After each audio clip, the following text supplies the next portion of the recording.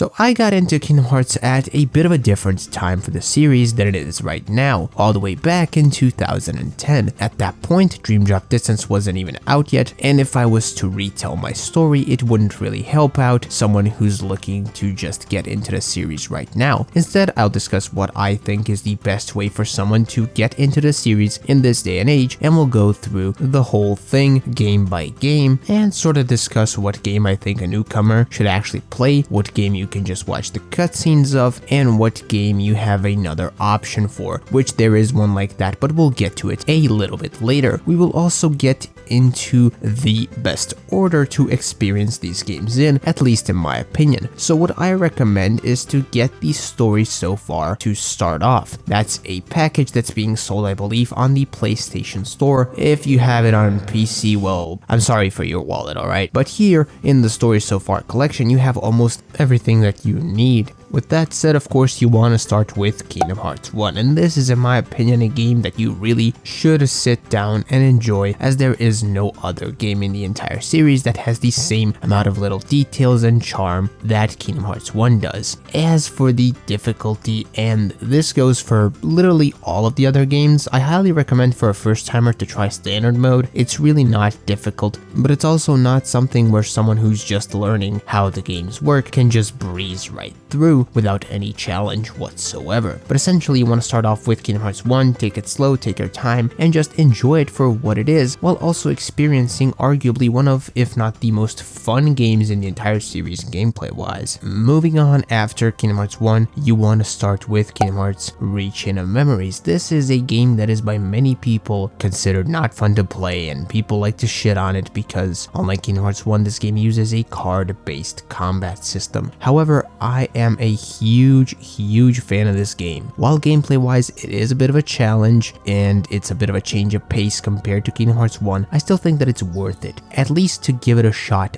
once. I have made a few guides over on my main channel, so if you want to, feel free to check those out if you need some tips or you're stuck on some tricky bosses. The story compared to Kingdom Hearts 1 feels significantly darker in my opinion, and it's an amazing story, one of the series' best, I could even say. So even if you're not a fan of the gameplay and you despise it, I will say at very least give it a chance once and enjoy the story, as it really is interesting with some fun twists, turns, and the occasional cold-blooded murder. Now this is where things get complicated. Kingdom Hearts 3 58 over 2 days. This game tells the story of Roxas and his time in Organization 13, both of which are going to be extremely important in Kingdom Hearts 2 especially, which is the game you play after this. However, I'll be honest, with Kingdom Hearts Days natively only having been released as an actual game on the Nintendo DS, gameplay wise it's the most tedious, annoying bullshit game to actually play, while having a phenomenal, interesting, and somewhat of a gut-wrenching tragic story.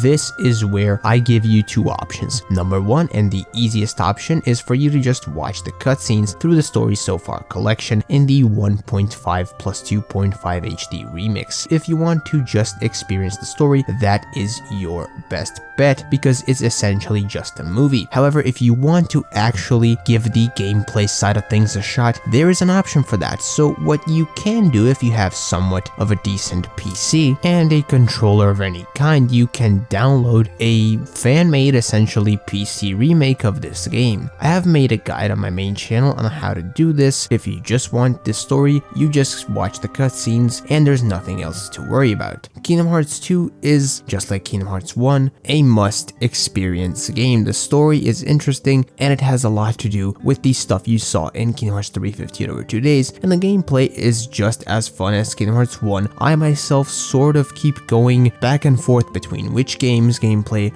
I prefer, but they are both games that are very enjoyable through and through from both a gameplay and a story perspective. While Kingdom Hearts 2 I feel like lacks little details and that charm that Kingdom Hearts 1 has that I talked about earlier, it instead offers some new important characters and a familiar gameplay with a little bit of different flavor. All in all, if you enjoyed Kingdom Hearts 1, I doubt that you will regret experiencing Kingdom Hearts 2. Moving on to the next game you want to play in order is Kingdom Hearts Birth by Sleep Final Mix. This game details a story 10 years before our adventures in Kingdom Hearts 1. It introduces us to a new trio of characters. We play as each of them with a new command deck gameplay style. Birth by Sleep offers just as interesting of a story as Kingdom Hearts 358 Over 2 Days did, so the story is 110% worth experiencing. The gameplay is far better than 358 Over 2 Days, however, and while there is a bit of a learning curve to the gameplay itself, it's actually very fun when you figure it out, and a nice and welcome change of pace compared to Kingdom Hearts 1 and 2. So Birth by Sleep is just like 1 and 2, 110% worth experiencing all the way. While I will point out that it may seem like it's telling the same story 3 times, in the end it is worth it, as when you do play through it as all of the 3 main characters, you will put some stuff together and notice more little details in the story that are important that you probably wouldn't notice if you just played through the story as only one character. Moving on to Kingdom Hearts Recoded now, I will be dead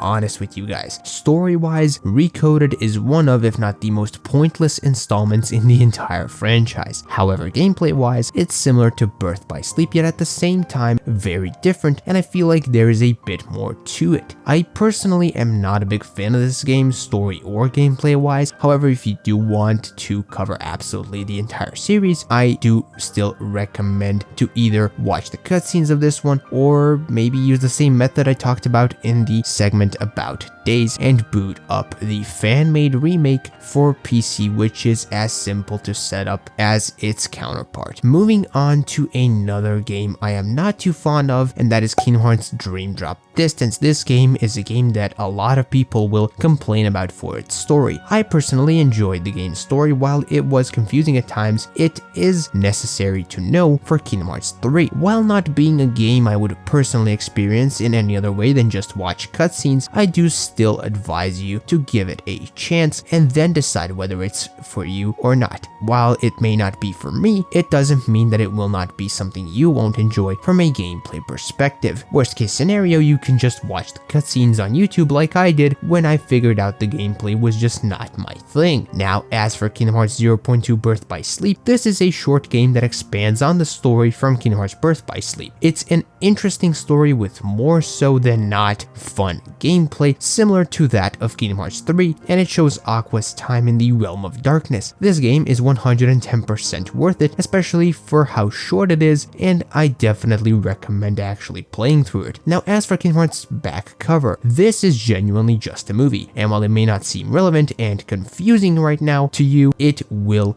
be relevant, and you will need to understand what's going on here, trust me. It sort of acts as a setup for a past saga that takes place years before any of the games I talked about today earlier. Not much to it, it's just a movie. Sit down, watch it, pay attention, and now it's time to cover the entire Key Saga, which consists of Kingdom Hearts Union Cross as well as Kingdom Hearts Dark Road, and it also ties into Kingdom Hearts back cover, which I just talked about. Now, sadly, as of the recording of this video in late October of 2025, both of these games, Kingdom Hearts Dark Road and Kingdom Hearts Union Cross, which sadly are also exclusive to mobile phones, have been delisted from mobile app stores. I think maybe a couple of years ago or something along those lines. I will put up the Twitter post from Square Enix. However, don't worry, the gameplay for these games is utterly boring. However, the story is really good and very important for the future of the series. These games tell a story long before Kingdom Hearts 1 or even Birth by Sleep, and my honest advice is to just watch the games in their entirety on YouTube when you have the time, and trust me, I know that there's a lot of stuff to take in, but it will be worth it in the long run once we actually get to Kingdom Hearts 4. Now, this one will get my ass sent to the Shadow Realm by some dickheads, but it is what it is, not much I can do about it. Kingdom Hearts 3 is a game that you have to experience, and please do not listen to any sort of reviews,